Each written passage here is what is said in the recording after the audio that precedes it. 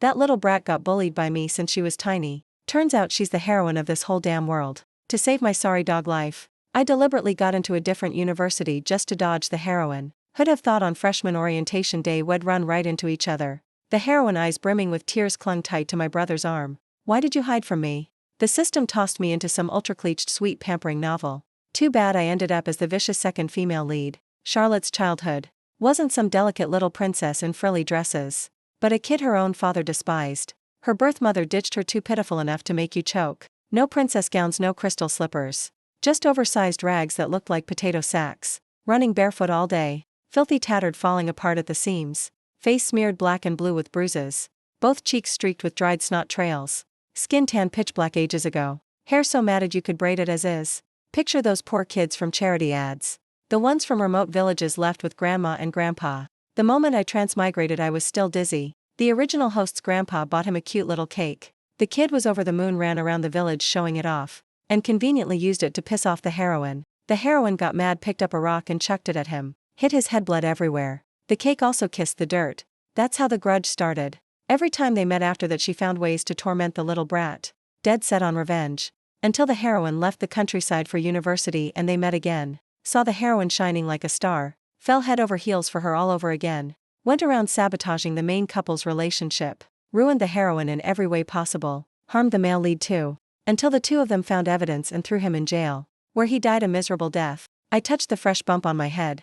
Not bad, the lump wasn't too big. That little brat was glaring at me from afar like she wanted to devour me alive. Looked ready to pounce and snatch anything any second. Seeing her like this, damn, she deserved a beating. Who the hell was bullying whom here? Whatever, she was barely over 6. Not to mention my soul was 20 old enough to be her dad. Even counting the original host's age, he was already 10. I wasn't gonna stoop to a kid's level. I quietly picked up the dropped cake, threw away the ruined cream part, kept the golden sponge underneath, dusted off the dirt and placed it on the fence wall. The wall was short, barely a meter high. My head stuck out a full head above it. Hey, I called out to her, pointed at the cake with my finger, then turned and dashed back inside. I hid in the house, peeking through the window. Didn't expect this twist.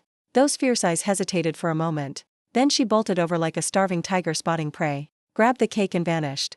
Next time Charlotte came lurking in front of my house again, I was ready. Quickly dumped leftover rice and soup into a big bowl, placed it on the wall, didn't even bother greeting her, turned my ass around and went inside. I never wanted anything to do with her. Even thought about being like the original host. Grab a rock or stick and chase her far away. She looked terrifying. Those ice-cold eyes staring at people. Felt like she had zero good intentions. Why aren't you chasing that little girl away these days? Grandma asked. I scratched my head. Mouth full of righteous nonsense. Teacher said we should help others. Plus, didn't you tell me yourself, Grandma? Her dad's a drunk who doesn't give a damn about her. Her real mom ran off too. So pitiful. Grandma patted my head and said I was a good boy, all grown up, hee. Grown my ass. I just wanted her to remember the rice I gave her now, so she wouldn't come for revenge later. Suddenly bam in the yard. A crisp ear-splitting crash. I was doing homework. Scared me so bad I almost fell off the chair. The bowl ID just put on the wall flew straight down 2 meters away from me. Smashed to pieces. I gripped my pen tight, like I was strangling Charlotte's dog neck. Damn thing, that was the 4th bowl already. The first one vanished into thin air. The second one's whereabouts unknown. The third one's currently sleeping in our drainage ditch. Perfect. The 4th one shattering in the yard, at least the leaf fell back to its roots. And that rotten brat had already run off without a trace. I put another bowl on the wall. Added a piece of candy next to it. Clear green wrapper. You could see the round candy inside. I found a bamboo stick over a meter long, hid behind the thick evergreen bush. I felt like a kid setting a trap for sparrows in the snow. Heart racing with excitement. If she came, I'd deliver heavenly justice, eradicate evil. If I didn't scare her into screaming, I wouldn't let it go. Did she think my family's bowls fell from the sky? Got bitten by mosquitoes a bunch. Only then did I see Charlotte limping over from afar. I frowned this morning, she was running like a ghost. How did she become crippled in just an hour or two? She got closer, even the thick layer of mud couldn't hide it. Her forehead had a purple swollen lump oozing blood. Seeing the bowl of candy, her tiny body jolted, face filled with disbelief and panic. Stood frozen for ages before slowly reaching out. Carefully, like holding a treasure. My chest started trembling. So this is what the heroine's childhood was like. Not even a single piece of candy. When she turned to leave, I quickly ran out. Let out a hump. Charlotte jumped in fright. Terrified, she stepped back. Those pitch black eyes filled with utmost panic. Wide open like they were about to fall out. Her reaction stunned me a little. Don't break my bowl. Put it back gently. Got it. I swung the bamboo stick past her. She stood there like a statue. I thought for a bit, then dug out the rest of the candy from my pocket, held it in front of her face. She was too stunned to take it. I turned and bolted. She limped after me, stumbling, bare feet stepping on the gravel road. Like she couldn't feel pain. I was worried. She'd fall flat any second. Thank goodness she didn't. I looked down at my palm. A few colorful wrapped candies lay quietly. I clenched them tight, decided to give her one more next time. I went home to eat too. Heard the adults talking about farm work. Only then learned Charlotte got beaten by her dad this morning, because when he sobered up there was no hot water to drink. I remembered her bleeding forehead, her limping steps, and the trembling hand reaching for the candy. There were even whip marks peeking from her sleeves. That meal stuck in my throat. Sometimes I felt like I was raising a stray dog. Like right now I hadn't even looked yet. Charlotte was already tapping chopsticks on the small aluminum basin. WHYD, it switched to an aluminum basin. To save my family's bowls, of course. Charlotte immediately smelled it and ran over. Stood far away, eyes clear and bright, staring at me. Those pitch black eyes. On that filthy face they shone especially bright, both wary and guarded, yet hiding a trace of longing. That look stabbed straight into my heart. I quietly added a milk candy on the chopsticks, nodded as a greeting, then turned back inside. I once thought about raising her while she was still little into a little sister. Play out the childhood friend stallovers trope. Then I thought, fuck that. I'm not insane. My parents do small business in the city. I live with grandpa and grandma in the village not far from town. After primary school I'll go to the city for middle school. Charlotte is 3 years younger than me. This semester she just started first grade. Heard the teacher went house to house checking. During the enrollment rate survey, found a child old enough but not in school. Went to the house and forced that deadbeat dad to let her go. He didn't want her to study because she's a girl. National Day, holidays, even days off. I fed her for 7 days. All leftovers, sure, but at least hot and nutritious. From smashing my bowls to only throwing the aluminum basin and chopsticks into the yard. Now she even washes them clean and puts them back. Guess she knows some gratitude. Well, ignore the dents in the bottom of the basin. That rotten brat snatched my steamed bun. The shop lady had just handed it to me. I reached out to take it. She dashed and snatched it and disappeared. I looked at the shop lady. The shop lady looked at me. She didn't feel like doing charity for free. I quietly pulled out another coin. Bought another steamed bun. Steamed buns 1 coin, steamed rolls 7 cents. Grandma gave me 2 coins. 3 cents left. Was planning to buy a pen. The rotten brat came back to class for homework collection. Morning reading session. The naughty boys in class wouldn't listen. No matter how I called, they ignored me. The anger from having my bun stolen finally had somewhere to go. I slammed the book on the desk. The bang plus my rage shook the heavens. The whole class went dead silent. Everyone turned back in shock. I coldly glared at the naughty boys. Try making noise one more time. Little rabbits, morning is for studying, not for fighting. Get back to your seats now. I exploded with adult authority. The 10-year-olds looked unconvinced on the surface, but shut up and returned to their seats. The reading voices rang out. Looking at the baby 4th graders below, I really felt like I was dreaming. Me, a 20-year-old guy, now a 4th grade elementary student, and class monitor no less. Holy shit, I'm awesome. Second period PE break. Good thing I had the original host's memories, otherwise I'd lose all face. One glance and I saw. Left side of the stage, 1st grade had a pile of trash. A little girl who looked like she crawled out of the garbage. Being scolded by the teacher, standing straight. Eyes on the ground, left foot rubbing right foot. That I don't give a damn attitude. One look and you'd get pissed. Lunch at school. Free nutritious meal from the state. Charlotte ate 3 full bowls in a row. Like a starving ghost, reincarnated, stuffing her mouth. Each bite so full her cheeks bulged. Swallowed after barely 2 chews. It hurt just watching. In my previous life the girls around me were all pampered since birth. I finished cleaning and locked the door. Put the key on the old security office windowsill. Just went down the stairs. A few older boys carried Charlotte. Zoomed right past me. I stood stunned for a moment. Sighed. Turned back and knocked on the 6th grade classroom. Fine, guess I'll play hero saving the beauty. The teacher was super worried. I didn't feel anything. She wouldn't die anyway. When we finally found her, Charlotte had been thrown into the rice field by the road, soaked from head to toe, covered in black mud. Only those icy near mad eyes remained. The rice field was vast, but shallow water, black soil showing above the surface, water only to the ankles, green rice shoots peeking out. She sat curled up in a corner, small and lonely, heartbreaking. My heart suddenly ached.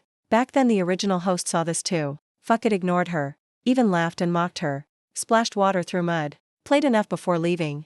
I walked to the edge of the field and reached out my hand. She'd rather sit in the mud than move. Those sharp icy eyes, should have been innocent sparkling child eyes, now filled with the desire to drag the whole world down to hell with her. I thought for a second, reached a bit closer. Her eyeballs slowly turned to look at me, pitch black pupils contracted, squeezing out a tiny bit of grievance. I reached a little more. Only after a long while did she try to stand. The mud was heavy, like it wanted to swallow her tiny body whole. She crawled with hands and feet, stood up then knelt again, up and down forever until she finally stood limped over to me. One mud-covered hand, couldn't even see skin color anymore, reached out.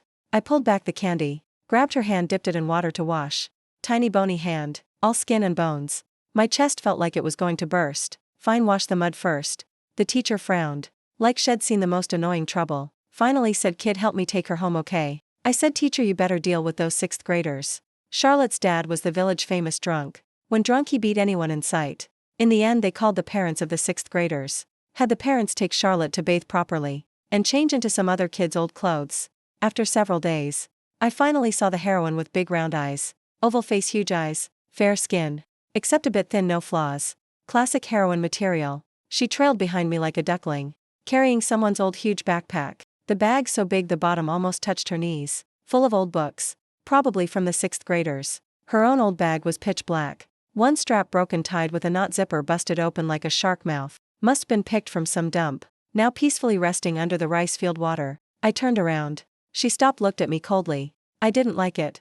This morning you stole my steamed bun. If you do it again I'll really hit you. Try me. She glared back hard, then zoomed off. I yelled after her. She braked hard, turned back, dashed and snatched the candy and ran. I couldn't help cursing, damn brat. Grandma asked why the little girl hadn't come around lately. I said I didn't know. Probably because I threatened to hit her, so she hates me now. No one shows up even when I bang the basin. Rice left on the wall untouched, flies swarming all over it. Maybe school lunch is enough for her now. Doesn't need my rice anymore. I plan to try 2 more days. If she doesn't eat, then forget it. When I found her, she was right in front of me, twisting a kitten's neck until it died. On the village road, some guy on a motorbike zoomed past. The kitten couldn't dodge, got run over. Blood gushing from its mouth, 4 legs twitching. Couldn't even meow. Definitely done for. Charlotte stood 2 meters away, witnessed the whole thing. I stood about 10 meters behind her. She stood there a long time. Slowly walked over, picked the kitten up by the ear. The kitten was still weakly struggling, but very faint now. I thought she'd put it on the roadside, pet it and comfort it a bit. I thought too much. One hand grabbed the head, one hand the neck, twist, crack. My neck instantly went ice cold. All my hair stood up. Goosebumps everywhere. I took a step back. She turned to look at me. Ice cold as ice. Not a trace of humanity. Like both demon and fairy. She didn't move. I didn't dare move. The autumn wind was freezing, stiffening me bit by bit. Only when another motorbike roared past, and the laughter of students faded into the distance, did I realize I was still alive. She slowly cradled the dead kitten, turned into a small path by the fields. I hesitated, then followed. Scared she'd go crazy. Roast and eat the cat, thank God no. At a small grove she picked up sticks, dug a hole, put the kitten in and buried it. Even covered it with dry leaves.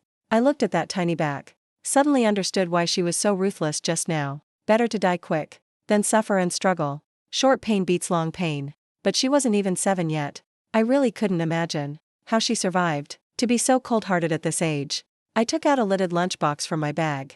Back in 3rd grade I was sick and couldn't eat school rice. Grandma bought this box to bring me porridge. I called Charlotte, this lunchbox is for you. At noon eat, then refill for dinner. Remember to tell the teacher. She turned and stared at me. Eyes too bright, cold enough to freeze bones.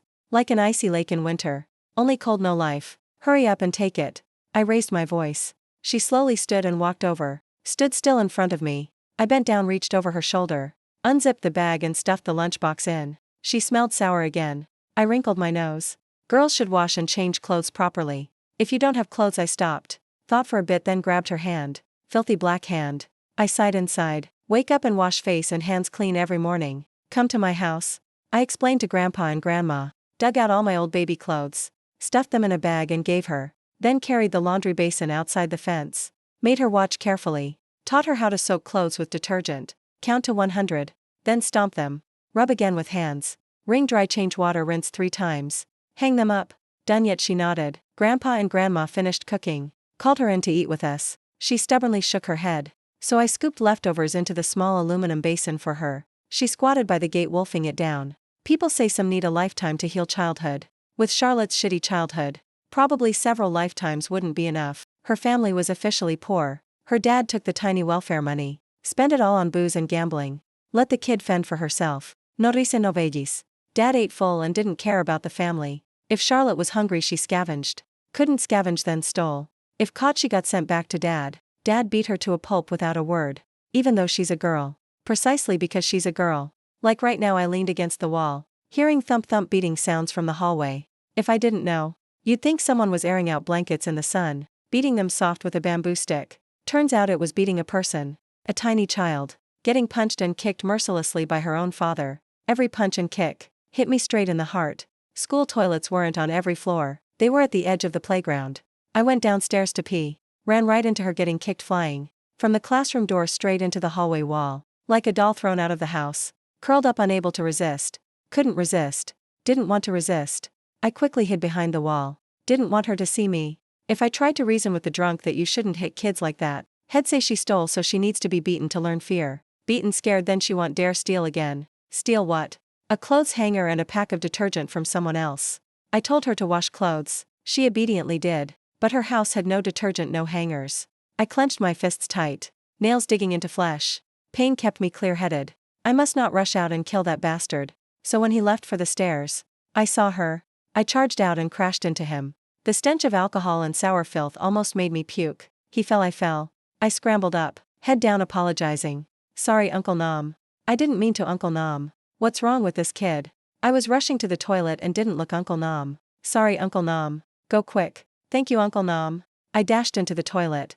After school on the way home, I sorted through our clothes hangers. Picked the bent and chipped ones.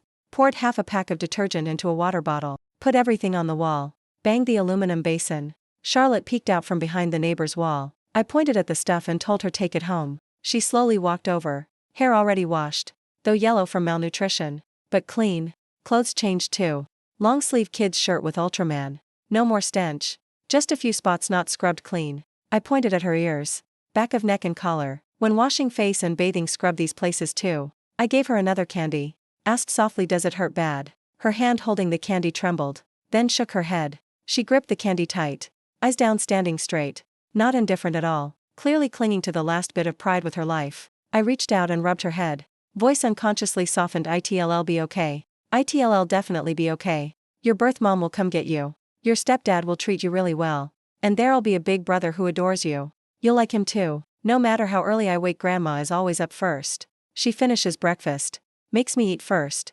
Only after eating can I read for a bit. When I finish putting on my bag, she hands me a plastic bag. Inside 2 grayish roasted sweet potatoes. Buried in the stove last night to cook. Give them to that little girl.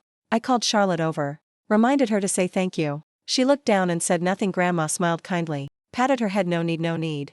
A few sweet potatoes aren't worth much. Eat full then go to school. I didn't expect anything. Pulled her sleeve toward the door say thank you. A mosquito-like tiny voice I thought I misheard. I patted her head good job. Let's go I go to second floor you to first. PE break time. She was standing outside the classroom again. Teacher sternly annoyed asked why no homework. She stood silent. Like a wooden post. Do it again and I'll call your dad. That threat must be heavy.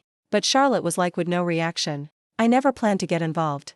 No mission or system forcing me. Guess deep down I'm still a good person. Fine help her stand on her own first. When grandma planted Chinese cabbage, I banged chopsticks on the basin to call Charlotte. Made her learn the kid dazed like a lost chicken. I said learn go home and plant your own. Feed yourself stop stealing. She watched carefully until I brought her a bowl of rice. Stuffed half a pack of cabbage seeds into her Ultraman pocket. Then said scatter on the ground. If you don't know run over and ask. Watching her walk away, I couldn't hold back and yelled remember to do your homework. Charlotte and I had a silent deal. Mornings she came to my house for breakfast. Trailed behind me to school. After school waited for me trailed home again. Classmates teased I had a little tail. I didn't care. Some kids called her a butt-burrowing bug. She didn't react. But if anyone threw mud at her, she charged like a mad dog. Pinned the kid half a head taller and beat him senseless. I had to pull her off and scold her. She said brother's clothes can't get dirty. I brushed mud off her. Dirty just wash not gonna die. But if you get hurt it hurts. To stop older kids bullying her, I told her to sit in front of the teacher's office doing homework. I'd pick her up after class. Everyone started digging sweet potatoes. I went to the fields to help Grandpa and Grandma. They dug, I brushed dirt, pulled roots. Saw Charlotte standing far away motionless. Staring over here cold as ice. I suddenly got an idea. Grandpa, Grandma, I'll be right back. I took a small rice sack and gave it to Charlotte. A bit later she came running with the sack. The moment she saw me walking she immediately followed. I pushed her back, pressed her shoulders stand still. Count to 100 then come. Bring the sack got it. Grandpa, Grandma asked where. I saw Charlotte told her go get a sack. In a bit she'll help us pick potatoes. Then we'll give her some. Charlotte came with the sack. Tiny kid, holding the sack properly. The sack covered half her body. My nose suddenly stung. Maybe she thought I gave her a super important task. That's why she was so serious. I deliberately yelled loud, Alice here. Hurry, help us pick. When we're done, take as many as you want home. Grandpa and Grandma exchanged looks. Also shouted, hurry little girl, Grandma will carry them home for you later. She wasn't very skilled. Maybe this was the first time she received real kindness. Not condescending charity. Not empty hateful words. She looked at me. I yelled, hurry up, it's getting dark. She worked like her life depended on it. Fast and careful with every potato. Watching that tiny kid squatting in the field hurt like hell. The Chinese cabbage sprouted. A lush green patch. Charlotte copied others. Used sticks to fence her small veggie plot. Kept neighbor chickens and ducks out. A few days ago she watched Uncle Ho plant cauliflower. He gave her some seedlings. Grandma told me bring her some red cabbage and regular cabbage seedlings. Your cabbage grew pretty nice. I walked around inspecting. Sincerely praised. The heroine's hands. Must be the legendary golden touch. Everything succeeds. I'll pull some cabbage for you. She was about to jump in. I grabbed her. Never mind, I'll do it. I handed her the seedlings Grandma asked me to bring. Plant fast. Why did you? She stammered. Like she wanted to say something but didn't dare. I squatted down, resting on my knees, and asked, how many sweet potatoes you got left? 3 big sacks. In a few days I'll carry you 10 kilos of rice too. By then others will probably follow. Clean your house. Find space. She nodded lightly. Suddenly turned and ran home. While running looked back. I'll bring water for you. A 6-7-year-old kid. Learning adult manners. Not sure whether to laugh or cry. My heart felt heavy. She carefully carried the water. Clean porcelain bowl. Crystal clear water. She twisted her hands explaining. Just boiled. I washed the bowl clean. I rubbed her messy hair encouragingly. Good job.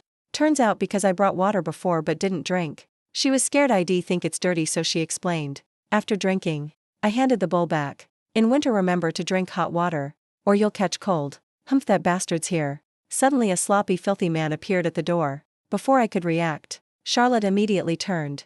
Tiny arms spread wide, protecting me. My heart felt like someone squeezed it. So weak, so scared, yet so brave. Uncle Nam. Grandma asked me to bring some seedlings. I'm heading back. I patted Charlotte's shoulder. Be careful, okay? Don't mess with him, I'm leaving. Charlotte's teacher called me into the office. Said Charlotte got into a fight. Told me to control her. I was shocked as hell. Teacher. I'm not her guardian. I have no obligation to sit here listening to you lecture. Teacher choked. You want her to change too. You want her to improve. That's my kindness and professional responsibility. But don't dump it on me. We're not even related. Just from the same village. Walking out. Charlotte stood outside the door like an abandoned puppy, both wronged and angry. Fists clenched, glaring at me. I smacked her head. I'm nice to you because I'm kind. Not because I'm your mom. Not everything is my problem. I turned and left. The rotten brat dared to be mad. I'm the one who should be mad. Got scolded for nothing.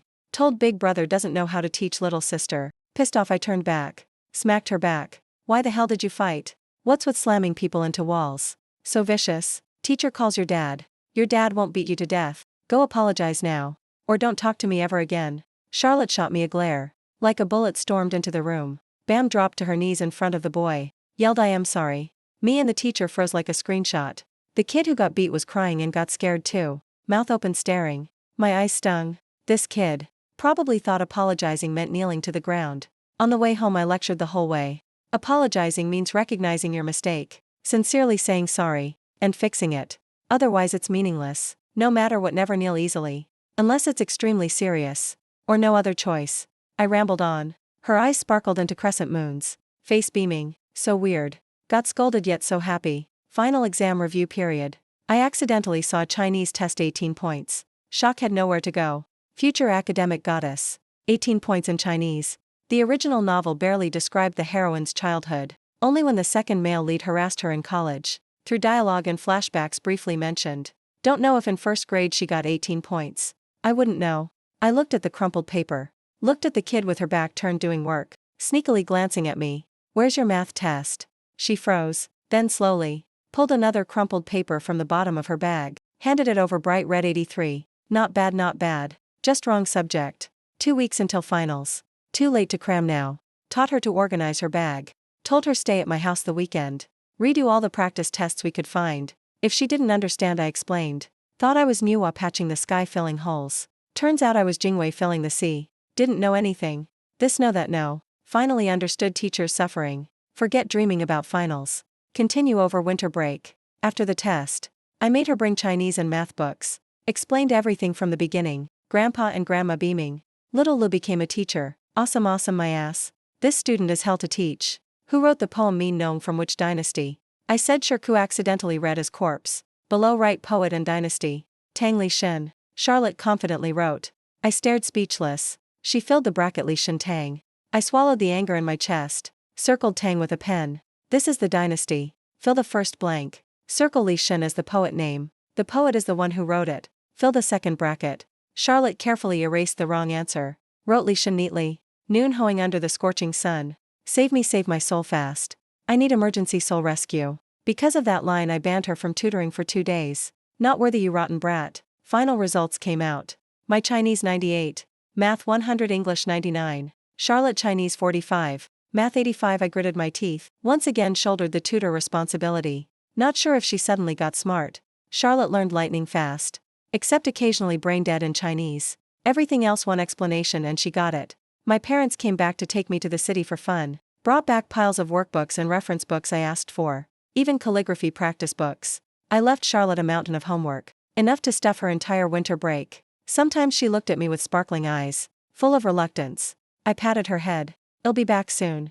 I'll bring candy and toys for you. Finish most of those workbooks and am back. It's not like I want to go. But the original host spent every winter and summer break with parents. I can't be the exception. I have to go no matter what. I brought Charlotte 2 tiny boxes of firecrackers, 2 boxes of spinning tops, and a brand new pair of shoes, bought with my pocket money, plus bonus from parents. I emphasized. Hope you remember all my hard work. When we meet again at least give me a nice smile. Instead of coming to settle scores. She hugged the shoebox and stood frozen for ages. I stared at her. Charlotte's eyes turned red. Tears welled up. Her nose was red like a ripe tomato. Charlotte looked like this. It made my throat tighten and my nose sting. I reached out and patted her head. Ran my fingers through her hair so clean now. Soft and glossy. It had grown quite a lot, but because she never combed it it was still a tangled mess. Let me teach you how to brush your hair properly. Happy New Year, Charlotte. She pressed her lips together for ages before finally looking up at me. A crystal clear tear rolled from her red-rimmed eye, hanging on her cheek like a dewdrop. Thank you. Happy New Year to you too. If colors could describe moods, right now mine would be a blank sheet of paper splashed with buckets of paint, a complete chaotic mess. Hurting because she suffered, angry because she cried, proud because she learned to fend for herself, overjoyed at that one sweet big brother, satisfied that she could take care of herself now, ecstatic over that single honey sweet big brother. Charlotte's dad was only sober one day during Tet, cooked rice hung couplets, offered ancestors lit firecrackers, then got drunk as a skunk again. I took Charlotte and Uncle's little girl, along with all the village kids, carrying red lanterns going house to house wishing Happy New Year. When we got home, my pockets were stuffed with snacks and scattered lucky money. I shoved all the cash and chips into Charlotte's pockets. Here, take it and eat well during Tet, get a little chubby. Big brother, I pushed her gently. Go on home. It's late, remember to wear the new shoes tomorrow. New shoes for the new year. A brand new start. Charlotte kept turning back every 3 steps before finally leaving. I took my little cousin home. The 4-year-old blinked her big eyes and asked Big Brother, "You won't let me call her big sister. So what should I call you then?" Little brat arguing on the first day of Tet. First day of Tet, Charlotte didn't wear the new shoes. She said they were too precious, she couldn't bear to. 1 semester passed. The shoes on her feet went from one torn pair to another ripped pair. Never once saw her wear the new ones. This semester she scored 100 on both subjects. Made me proud for an entire month. Every day I made her recite lessons on the way to school. Memorize ancient poems. Weekends I tutored her advanced math. 2nd grade and already class monitor. By now Charlotte perfectly fit the image of a poor kid rising above hardship. Old clothes, old shoes, but spotless and neat. High ponytail. Back straight, eyes looking forward. Cold little face. Yet neither self-pitying nor arrogant. Classic resilient poor village kid. The kind charity ads are desperate to find. Growing her own veggies to survive. Doing odd jobs for rice. Still studying hard without falling behind. Kind neighbors. Everyone happily called her over for chores. Then gave her extra rice noodles, veggies to save face. Living decently. Just had to avoid her dad. Grew a bit taller, ran a bit faster. Dodged most of the beatings. When she did get hit she knew to run straight to my house. I put iodine or rubbed ointment on her. End of term she came running with her award certificate. I lifted her up and spun her around. This isn't her certificate. This is proof of my excellent tutoring. Usually low scores. Then drops a final term bombshell. I asked why her regular scores were always bad. She said the teacher explained and she didn't get it. When you explain, I understand. Well, guess I've got a gift for teaching. Third grade Charlotte's teacher ran into me. Said Charlotte wrote an essay titled My Big Brother. The moment she read it, she knew it was about me. Got all teary-eyed. Wanted to read it as a model essay to the whole class. Charlotte rushed to the front begging her not to. Teacher let it go. Then praised me to the skies. Said I was kind, always helped others. Would definitely succeed in life. Also said she learned a lot from me. Helping someone isn't just pulling them out of the mud. You have to teach them how to wash it off. And how never to fall back in. My own teachers praised me. Other class teachers praised me. Even the principal praised me. Thanks to that essay. In 6th grade I was voted 3 good student. One criterion was enthusiastically helping others. Helped a little friend escape domestic violence. Helped her receive kindness from the whole village. Helped her fall in love with studying and achieve outstanding results. I never once thought my actions looked that heroic in others' eyes. I just figured once her real mom came to get my job was done. 3rd or 4th grade, something like that. Who knew her dad would be that much of a monster? Dead of night, everything silent. The sounds of beating bang bang crash. The whole village heard Uncle Vong a few houses away yelled, Nam Kung Ben, you bastard. Keep beating a 7-year-old and you're dead. Everyone threw on coats and rushed over. Charlotte was tied by the wrists and hung from the roof beam. Head hanging, already unconscious. Even a tiger doesn't eat its own cubs. What kind of scum was Nam Kung Ben? Freezing night that cut like knives. She's a girl. A 10-year-old girl. Hung up and tortured by her own father. Beaten until she lost hope. When she passed out. Did she think finally she was free? The village uncles carefully lowered Charlotte down. I quickly draped my padded jacket over her. Her body was ice cold. Pale skin covered in fresh and old wounds. Heartbreaking beyond words. I knew she wouldn't die. But my heart felt like it was being sliced. Sharp stabbing pain. Today was the 28th of Tet. 2 more days until New Year. Other kids were spoiled like eggs. Even the naughty ones forgiven because first of the year, first of the month. Charlotte got beaten half dead by her own father right before Tet. Charlotte was taken to the hospital. 2 broken ribs. Cracked shin bone. Dislocated shoulder. Mild internal bleeding. What kind of trash was Nam Kung Ben? It made you lose your mind. No one at the hospital to care for Charlotte. Strange too. Nam Kung Ben's family had no relatives at all. Probably because of the original novel's orphaned heroine setting. In the end, the whole village pooled money. Uncle Tam was already at the county hospital with his wife giving birth. Dropped by to bring Charlotte meals. 30th of Tet I went to visit. The little kid sat blankly on the hospital bed. Like a soulless shell. My heart clenched. I walked over Ollie. She looked up, eyes ice cold again. I gently hugged her. It's okay now, it's okay. Everything will be fine, everything will be fine. Tet, and she still hadn't been discharged. I bought new clothes, new shoes, snacks. Even a red envelope with lucky money. When I left, the kid's face was stiff, thank you. Charlotte was taken away by her birth mom. Great, finally free from that hellhole father, stepping into a new life. Charlotte, hope next time we meet, you're truly happy. New semester. Opening ceremony same as always. Blazing sun same as always. Me and my dorm mates cursing the sun. And the leaders who insisted on starting at 9 a.m. And the MC who just said no umbrellas. Hello everyone. I'm the freshman representative Charlotte. A girl's voice, cool and clear as a mountain spring, rang out suddenly. I froze on the spot. Charlotte, no way. I craned my neck to look at the stage. White dress. The girl speaking was radiant under the sun. Charlotte was supposed to be at Kinback University with the male lead, right? This is Kon Nam University. I'm a 3rd year. She should be a high school senior right now. Same name. If not same name, then it's definitely Charlotte. In class, in the dorm. Photos, clips, rumors about her spread like wildfire. The little kid had grown into a stunning young woman. Gentle smile, calm demeanor. Elegant movements. Eyes still cold. But a serene kind of cold. The old ferocity and darkness seemed hidden behind composure and grace. Yet, it felt like it could resurface any moment. Countless guys chasing her madly. Campus forum flooded with her photos and clips. Even fanfiction sprouting like mushrooms. She had arrived. Amid my dorm mates' chatter, I realized. Like a fairy finally free from tribulation. Charlotte had firmly reclaimed her heroine throne. Admired by thousands. Adored by tens of thousands. She was the bright moon in the night sky. Cold as frost, untouchable. But she no longer recognized me. In the cafeteria we passed each other. She walked straight toward me. I was still wondering whether to say hi. When her eyes looked right through me like I was air, I let out a breath of relief. Let go of all the tangled thoughts from before. Just a few leftover meals. A few months of tutoring. Worth remembering forever. I was being sentimental. So at the freshman welcome party that night, I finished hosting and stepped off stage. She came up to perform. I looked straight ahead past each other like strangers. Thanks to a perfect self-accompanied piano song, Charlotte became an overnight sensation on campus. I thought we'd just keep passing like strangers. That would be our ending. The dorm supervisor suddenly organized a mixed boys-girls gathering. We dressed up thinking we looked dashing. Arrived at the buffet restaurant and sat down. That slim girl, still a bit shy, made me freeze. Charlotte, the Charlotte I knew. How did her beauty hit me this hard?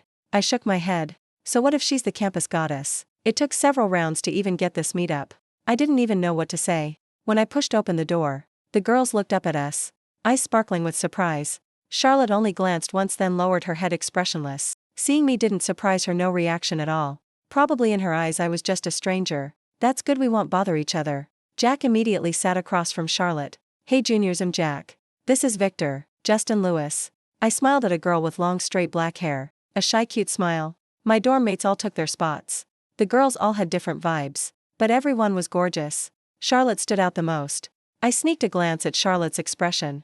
Thought hearing my name might trigger something. She stayed ice cold, no change. I didn't care.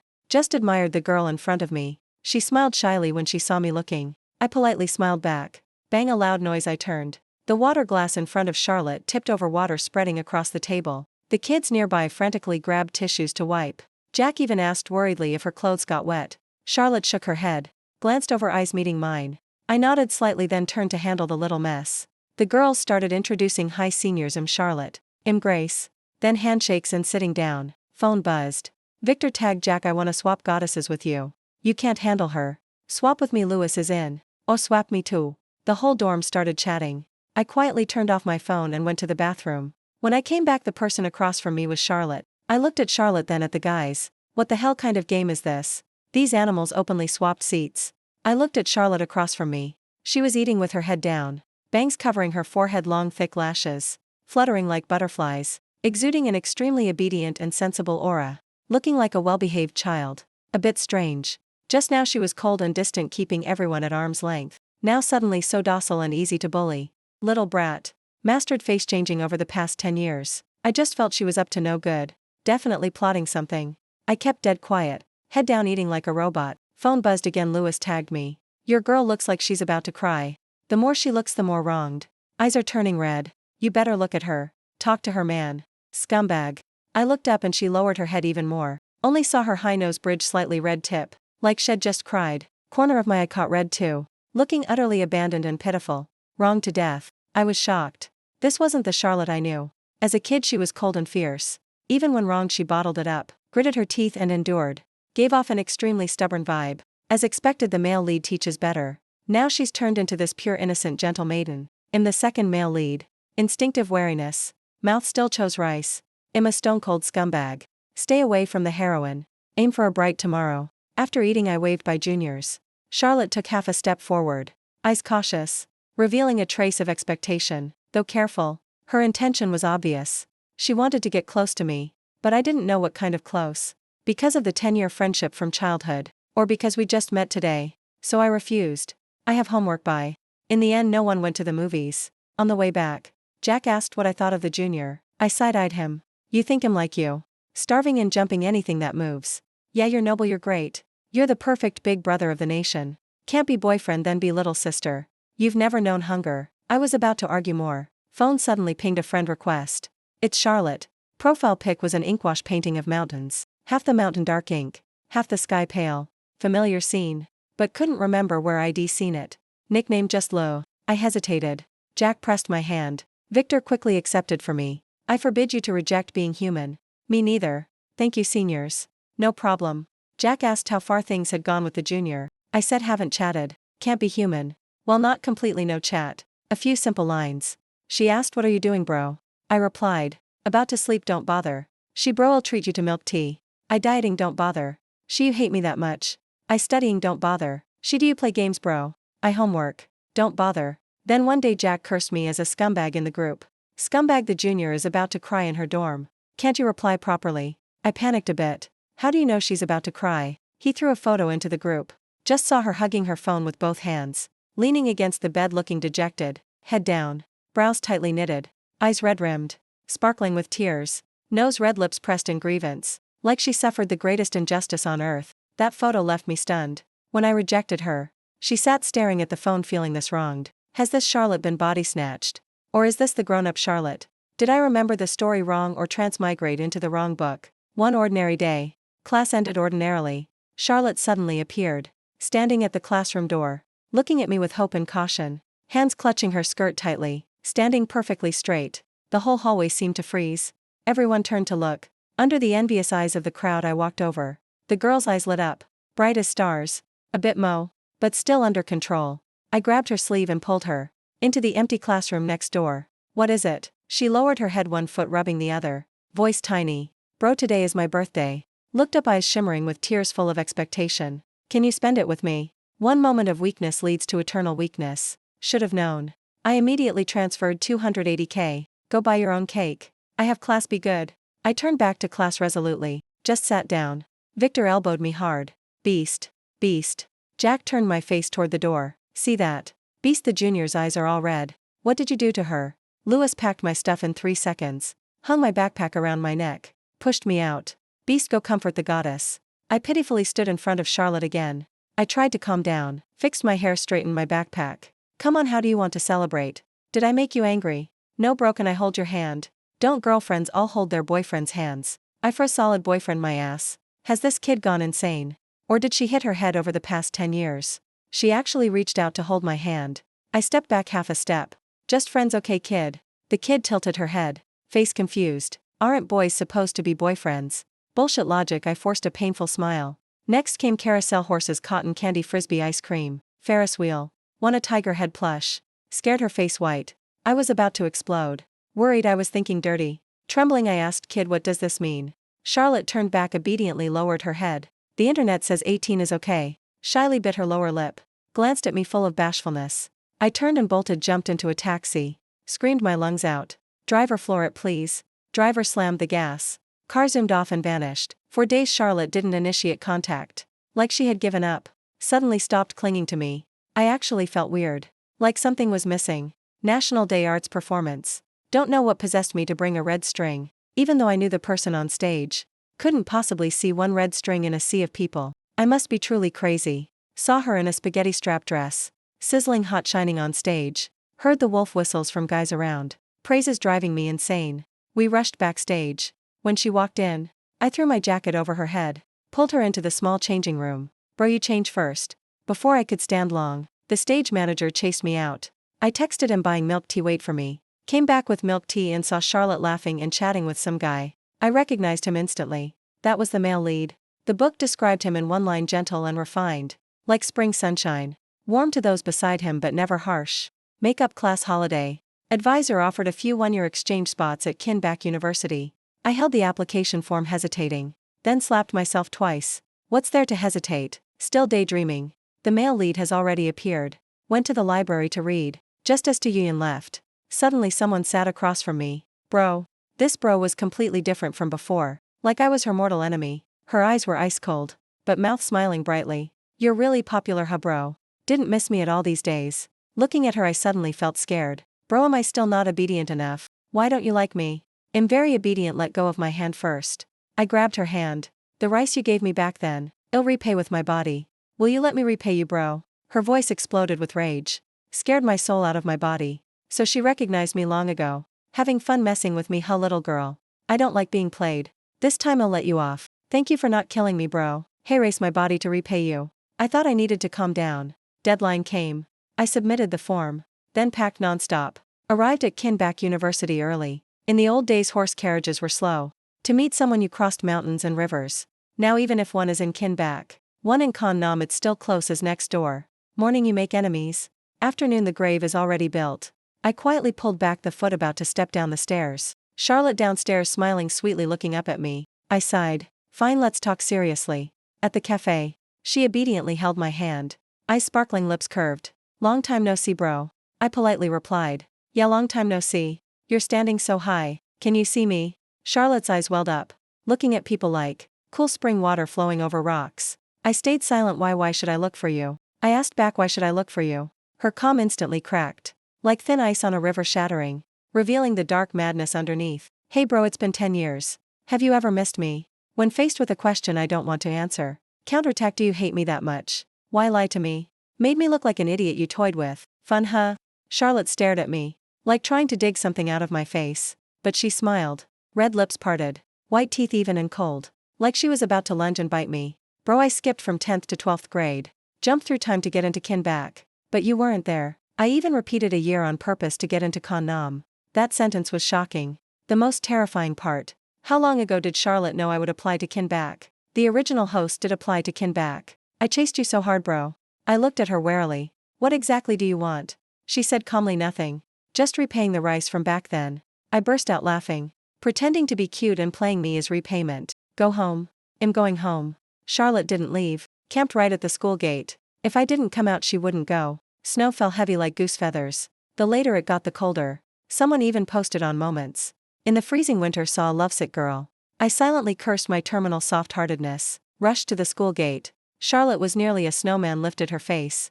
Cheeks flushed, lips purple. Still gave me a victorious smile. I knew it. You're too soft-hearted to abandon me. The moment I got close, she slowly stood, then collapsed into my arms. Feel bad. Dizzy, take me to the hospital. No hospital. I booked a hotel room online. Called a taxi to take us there. Heater just turned on. Charlotte's face grew abnormally red. I touched her forehead.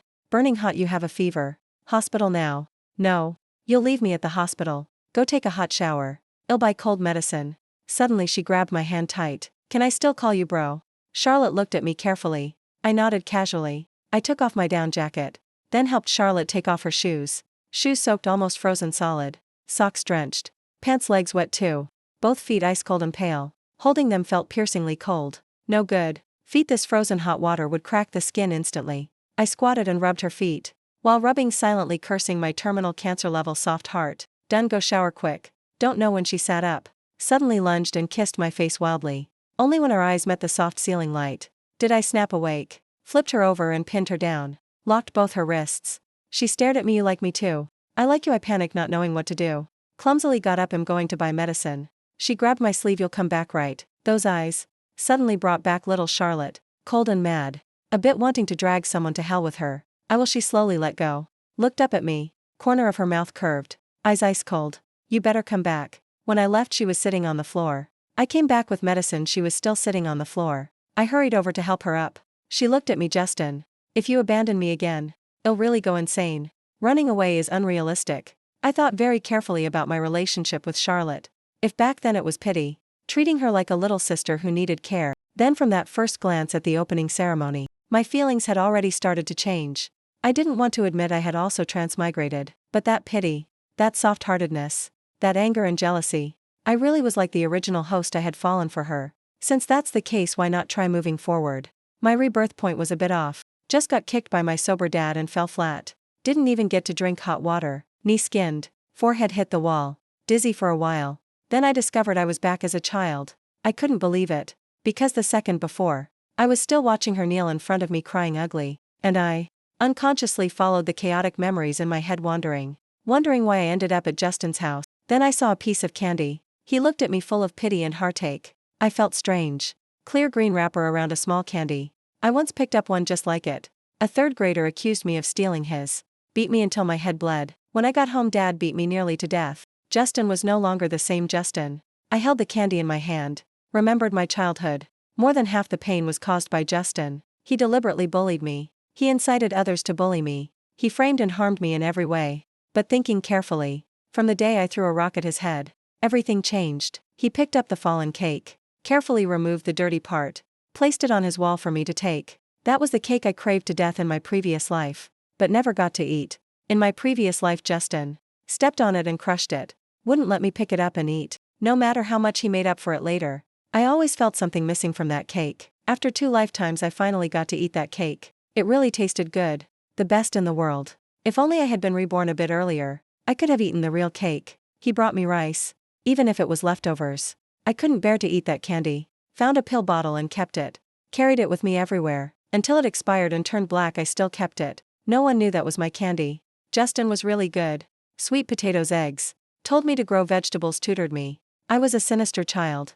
I deliberately scored badly, so he would tutor me. I even purposely got answers wrong. I loved watching him suffer because of me. Worried and anxious. So angry he hit me. This kind of hitting was different from Dad. Dad hit out of hatred. Resentment, venting. Justin hit out of care. Disappointment, urgency. Wishing iron would turn to steel. Since I could think no one had ever cared about me. Whether I lived or died, no one noticed. Now Justin cared. I finally had someone who cared. That's why I didn't let the teacher read my essay.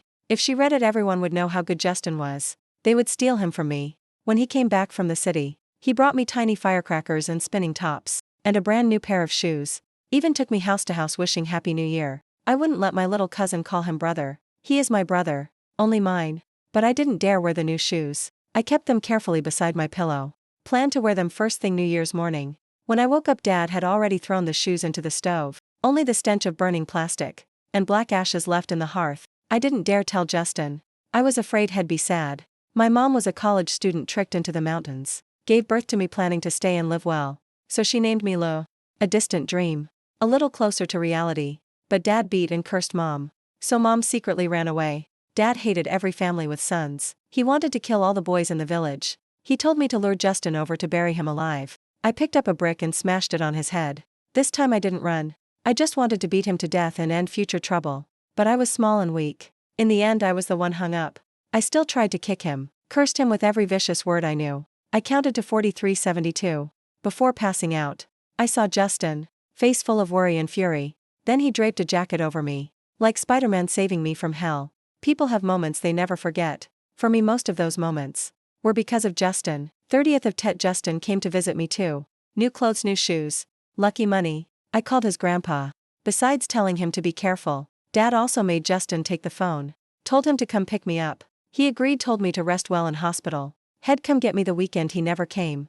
Until Mom finished the paperwork. The weekend passed and it was already Wednesday. I suddenly realized. To him I was just a child. Perhaps I should change the image I appear to him in. So I left. When I grow up I'll find him again. When I missed him so much I couldn't stand it, I'd call his home. But the number had become a deadline. I chased through the cracks of time. Skipped grades to get into kin back. But he wasn't there. I even swallowed nausea to attend my dad's funeral. Asked old neighbors. His whole family had moved to the city. Also learned he applied to Con Nam. I stood in front of his low wall. Took a photo of the spot where he used to leave candy. Half sky, half mountains. People have obsessions. Like the cake I never ate as a child. The candy I once picked up. And the person who felt like salvation. Only possession can heal. Justin, I finally caught you.